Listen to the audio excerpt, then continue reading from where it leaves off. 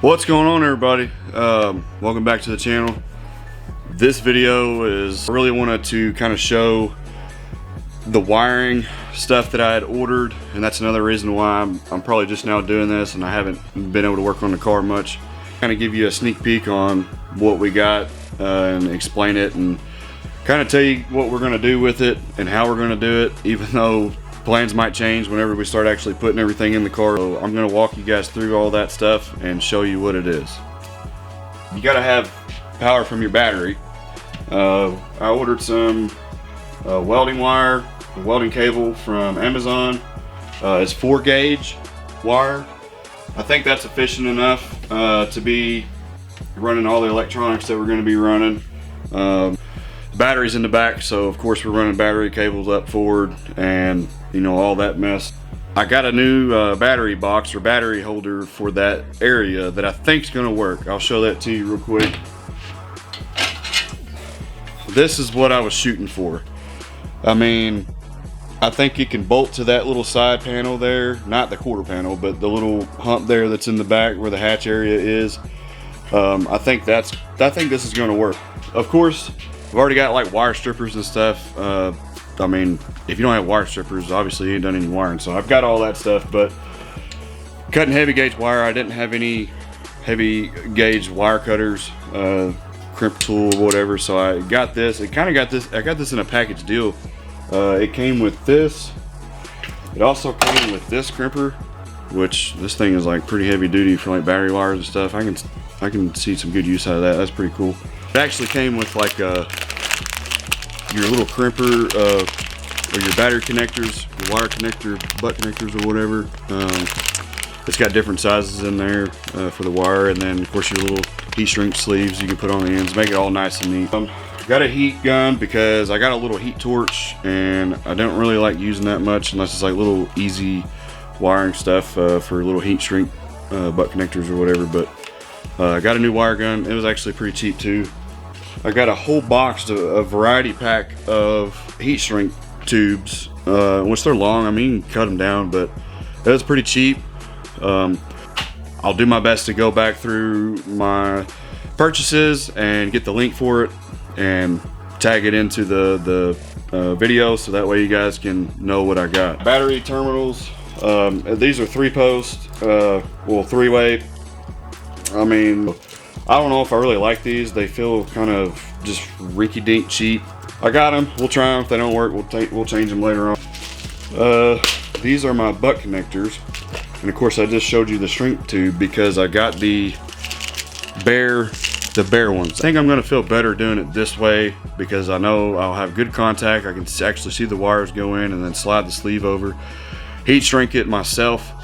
That way I know everything is there and nothing's really coming out. I don't want to use a bunch of electrical tape or anything like that. So I think we might have less problems in the future if we just do it right and do it that way. I bought some toggle switches. They're very small. I mean, they are super tiny. They don't look tiny on camera, but they are, yeah. I'm ordering some more of the real size toggle switches. They were still pretty cheap, but yeah, we got our toggle switches. I did get like the variety colored pack of push buttons, just momentary push buttons. We've got our battery cable. This is like through the firewall, so you'll mount these through the firewall so you can pass through your power. You know, you just connect like your ground here and a positive here from your battery, and then connect another wire on this side to pass through. I did get some wire sleeve. This is that like plastic, real thin, like I don't know, it feels like a cloth material. I'm sure you guys out there that know what I'm talking about, you'll know what I'm talking about. It's pretty cheap. I got a couple of rows of that, different sizes. It looks like a lot, but there's really not a whole lot here. Let's see, I got these just in case. That's just like put a positive on to separate and go a different direction. Same way with this for the ground or whatever. I did get a fuse block because I talked to some guys and they're like, oh, I don't really see it, you know, necessary. I barely got any fuses in my car, you know, but if you want to do it or you want to do it right, you know, why not? You know, if you know how to do it, do it. I've seen them put in race cars. I really have. I've seen guys buy these and use them. It does come with a set of fuses. I mean, it comes with fuses, and I'm not really sure what we're going to use and what we're not going to use. This looks like a pretty simple setup.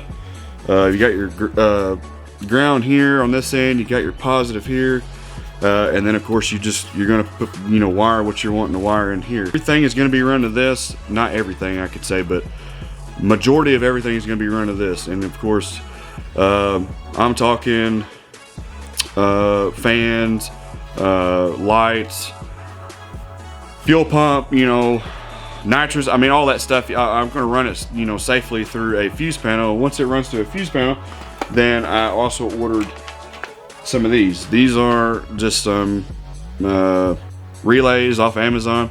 I can't remember what they were rated for or whatever, but I think I matched it up. These, I've seen another guy put these in on his build. Should be all right. So you got a ground, you got a positive, and then one's a trigger switch. And then one goes to the actual component that you're going to be firing up. So basically, I'll explain all of this again. I know you guys are probably like, okay, what the hell? But I'll explain it again once we start wiring the car. I'll do my best to get some footage whenever we're doing that. But yeah, you got a power, you got a ground, you've got the wire that goes to the actual mechanism, or, you know, whatever is getting fired up, whether it be a fan or your fuel pump or something like that. And then you got your trigger switch. So whenever you hit the trigger, it's going to power through the fuse panel, it's going to power through the relay, and then fire up the actual, you know, component. I've seen and researched, that is the best way to do it, to safely wire up whatever you're going to be wiring up. You don't want to just straight wire a fuel pump, or I wouldn't anyway. I mean, I don't want to burn up a fuel pump. I mean, especially some of these fuel pumps nowadays are not cheap. I'm talking like thousands of dollars. I don't want to burn one up. You know, I'd rather it blow a fuse or something, or a relay, before it burns, you know, burns the pump up or causes another issue or something like that. To me, wiring is one of those things where you put everything together, you put a lot of time and effort into it. And it's kind of like a stand back and flip a switch and hopefully something happens. That's pretty much all of the electrical components that I have that I'm going to use. And like I said, there might be more that I end up wanting to buy or change or things like that. But you know, what I could think of in my head, this should be just about everything that I'm needing. As far as mounting the relays, the fuse panel, a friend of mine got me a piece of Lucabond. It looks like it's about, I don't know, a half-inch thick maybe. It's a little bit thicker than I wanted, but hey, it was free. So I'm thinking I can put this on there somewhere. I'm just throwing this shit on here. Put this on there somewhere, and then put some relays on there. You know what I mean? Like, that is all of the wiring stuff.